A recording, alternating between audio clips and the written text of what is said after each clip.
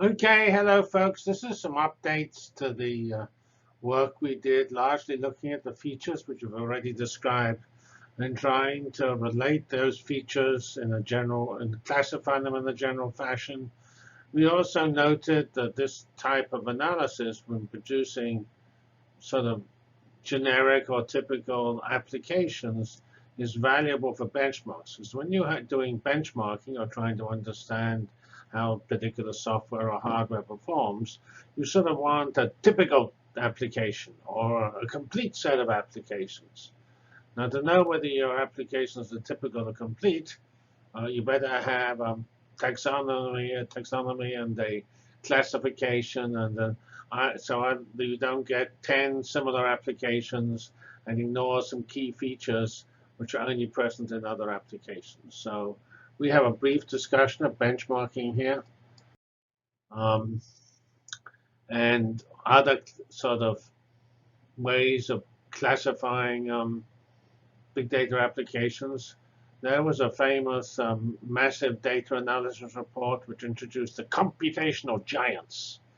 And that's also pretty interesting. These represent other ways of classifying, which are not actually at all inconsistent with what we did. There was basic statistics. We already introduced that as MR-Stat. We have the things often pointed out that a lot of these problems are order n squared. And so they're like n-body problems. And there's a lot of deep work here. There's a lot of deep work on use of graphs, and that's one of our tags as to whether these are use graph analytics. The use of linear algebra is absolutely central to many of these problems. The relationship to the field of optimization is also important. I've often noted machine learning and optimization are different sides of the same coin. Machine learning is a technique that optimizes. Um, then there is integration, putting a lot of stuff together. That's like latent Dirichlet allocation, which integrates all sorts of documents and other global machine learning problems. Another class which we didn't actually identify with an oversight were alignment problems. When you have gene sequences, there's a huge importance in aligning those sequences with respect to each other and taking one sequence and then comparing a different sequence with it to see how similar they are or dissimilar. So to try to understand how what we did on these 51 applications um, relate to the computational giants, you should read some of the references I put at the end of the first slide deck.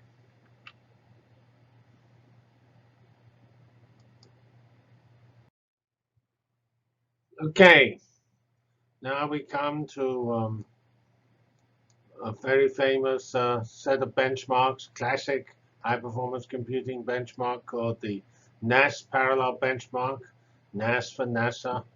It came from a group living at that time in NASA Ames, which is near Silicon Valley. And these are almost entirely algorithms or model structures for simulations, multi-grid, conjugate gradient, fast Fourier transform, integer sort, embarrassingly parallel. That actually is present in both simulations and data problems. Block triagonal, scalar pentadiagonal, those are matrix structures, and Gauss-Seidel is a matrix algebra. Um, a very famous set of benchmarks or patterns. There's a lot of relationship between kernels, patterns, and benchmarks because they're all trying to capture the essence of what's going on. And Berkeley dwarfs were developed, of course, at Berkeley, which is such a wonderful performer in this area of both big data and parallel computing. But they were largely um, actually look at simulation and not big data. They have some data in there, as you see at the end of these things.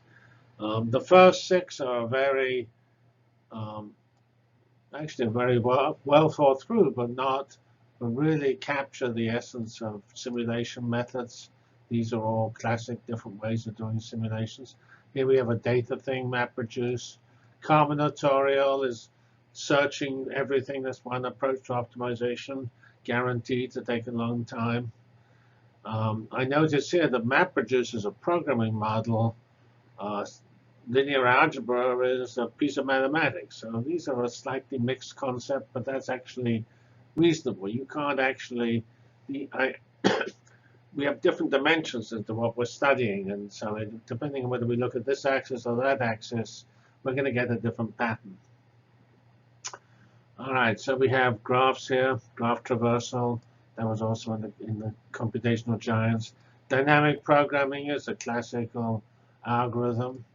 Backtrack is another branch and bound. These are all related to combinatorial logic. Graph models is related, of course, to graph traversals, and finite state machines is another class. I have never found these last half a dozen categories as compelling as the others. And so although this is well regarded, I'm not so certain that one needs to pay that much attention to it. All right. Now we come on to some work we did about classifying use cases, and we sort of produced an inverted commas theory. Well, theories are out of fashion because you make everything from the data, but theory means you just try to think carefully and try to produce some principles by which you can move ahead. Let's do that then. All right, so we try to classify these 51 use cases using the types of features we just discussed in this slide deck. And we introduced the Ogres. And we call them Ogres because people already use the term giants for computational giants. And as we were doing big data, we thought we ought to have something about big, and Ogres are big. Actually, I sort of got tired of the word ogre because it has a slightly negative connotation. And then later on, I sort of tried to change it to the word diamonds, but nobody read those works, and they still call them ogres. So we looked at those three things we just looked at: Berkeley dwarfs, Nash parallel benchmarks, computational giants, and we found 50 features, which we looked at in detail, and we divided them into 4 general areas, which we'll see examples of. So problem architecture is the overall structure. Execution features are the patterns at a more microscopic area. And data source and style is just whether the type of the data, whether it's streaming or static, whether it's SQL or NoSQL. And the processing view has the runtime structure. And we'll see how those play out in a slide or so later. After we did the 50 ogres, we actually were motivated to try to understand how big data could be classified in the same way as simulations. And so then we actually increased the number from 50 to 64. We had the same views, and those were called the diamonds. And I say that hasn't got so much attention, though I think it ought to have done, but sometimes your best work doesn't get attention. Okay, here we have the ogres, and over here we have the processing view, where we have things like, is it local or global? Is it classification algorithm, an optimization algorithm? Remember, that was part of the computational giants. They also had linear algebra and graphs. What is it? Are they visualization? Streaming, alignment. Remember, that was also part of the computational giants. Is it just statistics, which was also a computational giant? Here we have sort of the mathematical structure over here. And here's this, or is it order n squared? That was actually also a computational giant. Is this points in a metric space with a scalar product and the ability to calculate distances easily? What is the data abstraction? Is it algorithm iterative? Is it regular or irregular? So what is, and of course, one always talks about the V's, the veracity, the variety, the velocity, and the volume of the data. And so these were those represented here as the tags. So this is the execution structure. The problem architecture, remember, was the overall view. Is it pleasingly parallel? Is it map reduced? Is it got a lot of collective communication? Does it stream? Um, does it use so-called bulk synchronous um, processing? It shouldn't say bulk synchronous parallel. That should be bulk synchronous processing. Let's rub that out. Yeah. Fusion, data flow, agents, workflow. These are all classic concepts in computational models. Up here we have, for the data world, geographic information systems. A lot of applications are based on the Earth. And then they'll have to talk about, they'll have to label things by GPS and things like that. Does the data come from HPC simulations, or does it come from Alexas across the world, or smartphones, Internet of Things? Is it archived, batch, or streaming? What is the storage structure, file structure? Does it use object or files? Does it use SQL or NoSQL or NewSQL, and so on? So those were the 50 ogres. Oh, well, we have the ogres of the concept. The ogre has facets. Think of a diamond, which has 50 different ways light can shine off it.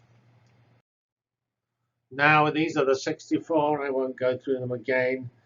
I've actually labeled some of those being describing the model, and some of them describing the data. And everything in the data view is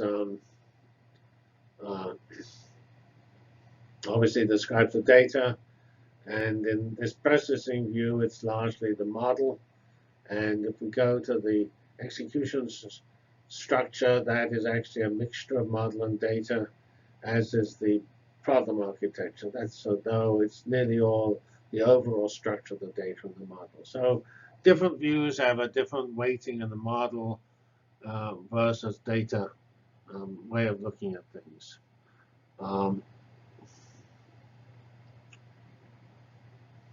Some of these ogres are actually the same concept is present for both data and model. You can have a metric space for the data, and you can separately choose a metric space for the model, because you're usually mapping between points. Because when you do, say, dimensional reduction, you have a metric space for the model, but the data typically doesn't come from a metric space. If you do genes, so to view them in the 3 dimensions, then you don't have a metric space for the data, but when we map it to 3 dimensions, we have a metric state for the model. So these actually describes the next slides describe the views in a little more detail that I've given most of this information. Problem architecture, which we can think of as macro patterns. Remember the another view below here is the micro pattern, which is the small scale and the big scale. And it's very important, actually, when you think about structures of things, that be careful what distance scale you're using. Because some things could be the same with all distance scales, but in many cases, the structure at the large scale is different. At the very largest scale is different from that at the smaller scale. And this actually describes how we did the diamonds compared to the ogres. But for I think for the students, you shouldn't worry about the difference between diamonds and ogres. That was more a historical progression that I went through as I started off solely focusing on the data, and then realized the same approach could be applied to simulations and models, and then I got this much more unified point of view. So here is the data source and style view. That is actually, in some sense, the simplest view, because all these data types of data are very well understood. They've been studied forever. One-stage databases were the largest area in computer science. Don't think it's not true any longer, but still, it's a very deeply studied, well understood area. And then we have the processing view, which has the algorithm type and things like that, almost all to do with the model. And you have these diamonds. You take an instance of the different tags, and you get a problem, and then you try to choose a benchmark or mini application set. The difference between a benchmark and a mini app is not easy to describe, probably not true.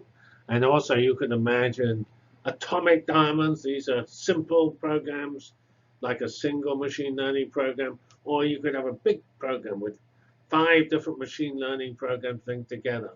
And then you could actually have different diamonds in different parts of the link. So that's the last slide of this upgrade I just did in fall of 2018. And I say the citations for this are at the end of the first slide deck.